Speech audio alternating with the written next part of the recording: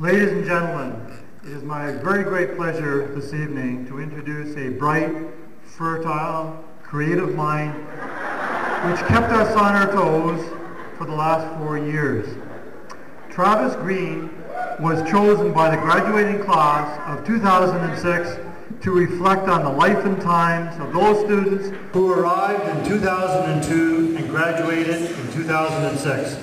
Ladies and gentlemen, give it up for our valedictorian.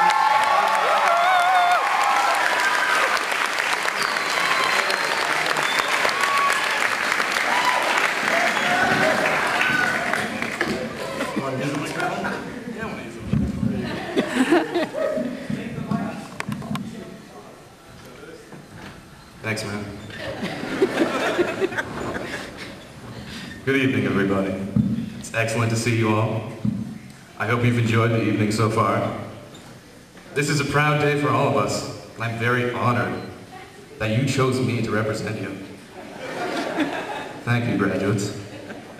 I will do my best to send you into the world with esteem, a sense of pride, and maybe a few laughs if I'm in the mood. Ladies and gentlemen, we're taking a big step tonight. Yeah, I know your mom told you that, but I'm telling you now because your mom is right. Your mom is always right. Give it up for the moms. They're always right. They're right.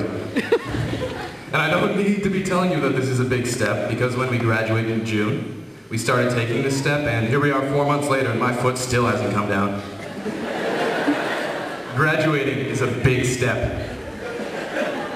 Neil Armstrong, one small step. And he was walking on the moon. That's not an inaccurate metaphor. We're taking a bigger step than Neil Armstrong right now. We're taking a step into the so-called real world. And that's scary because going into the real world, it's like being born. 1 minute you're in a warm, comforting environment. The next you're confused, crying, and being judged by a bunch of strangers who think you have somebody's eyes.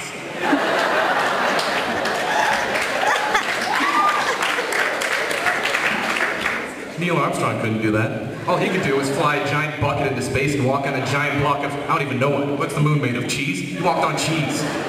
We're better than him. We're better than Neil Armstrong. And it's okay to say that. We are better than Neil Armstrong. We're better than our parents.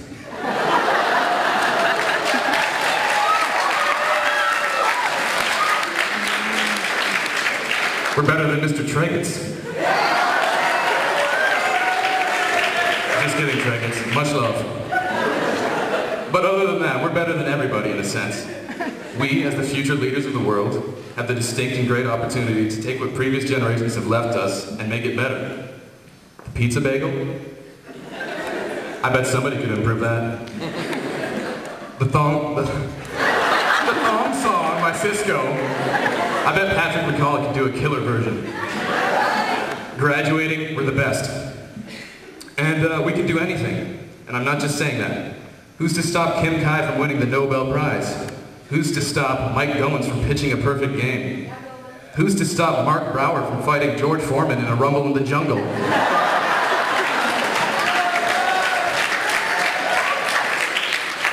Who's to stop me from doing something? Anything can happen, and it's kind of frightening. It's like the Blair Witch Project, only less profitable. But in all seriousness, graduates, this is not a time to be afraid or nervous. It is a time to rejoice. A time to look back and say, man, Zishan was a nut. But mostly, this is a time to recount the memories of our experiences in this grand old school. For those of us that were here from grades 9 to 12, I'm sure we all felt the same arriving here in 2002 as little high school larvae. It was scary, I'll admit it, I was scared too. We were worried about if anybody would like us. They didn't. We were worried about finding our classes. We couldn't. We struggled with work, we struggled with friends. But none of that matters now, because we all made it through, and we've got friends and memories that will carry with us forever. Memories like prom. Who could forget that? The chicken was excellently almost cooked. Just the way we like it as Spartans. And who could forget the District 10 football game? Round of applause for those guys on the team. They were awesome. That was by far the smoothest game of football ever played, with no hijinks by any young lion tamers, especially not Austin.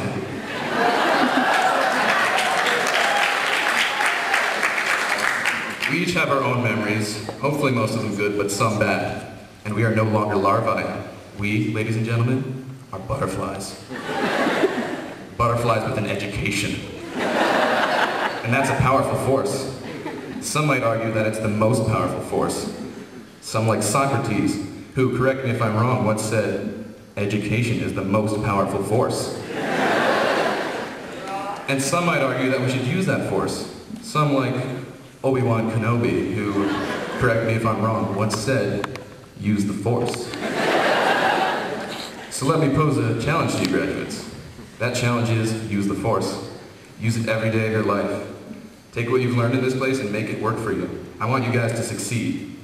3 years from now, when I'm a billionaire, wearing a monocle and a top hat, drinking delicious Welch's grape juice, eating gold caviar, dancing the Macarena, playing with sock and boppers, they're more fun than a pillow fight, on my floating moon base, I want you guys right next to me.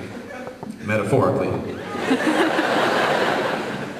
But of course, you won't all be chilling with me on the moon in 3 years because we're all going in different directions.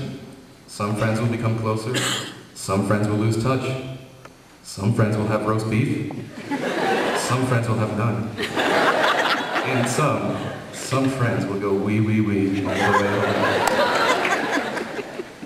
And you'll do whatever's right for you. You'll make certain goals in your lives. Hopefully you'll achieve most of them, but some you'll fail to reach. For example, by this time in my life, I wanted to be driving a DeLorean, you know, the car from Back to the Future. I had it all planned out. It was going to be the coolest. I could have arrived here tonight not as your valedictorian, but as your valedictorian. And I could have spoken to you at 88 miles per hour. And we could travel back to 1955 where I would cover Biff with manure. But it just wasn't meant to be. And I'm sure you've had similar experiences in your lives, and you'll probably have many more. But whichever path you end up traveling down in the future, I ask you to stay true to your friends, and I ask you to stay true to yourself. Remember your roots, remember your values, remember this school, remember the quadratic formula, remember your name, remember the Titans. Ladies and gentlemen, I shall leave you with this final message. It is an ancient Egyptian chant found carved into the walls of Tutankhamun. And this is how it goes. I'm sorry, this is how it feels. As we go on, we remember all the times we've spent together. And as our lives change, come whatever, we'll still be friends forever. Ladies and gentlemen, it's been an honor being a valedictorian. It's been an honor being a friend. I know that you'll see great success and great joy in the future. But for now, it's time to bid you farewell. Parents, teachers, guests, anybody not graduating, I present to you the Centennial graduates of 2006.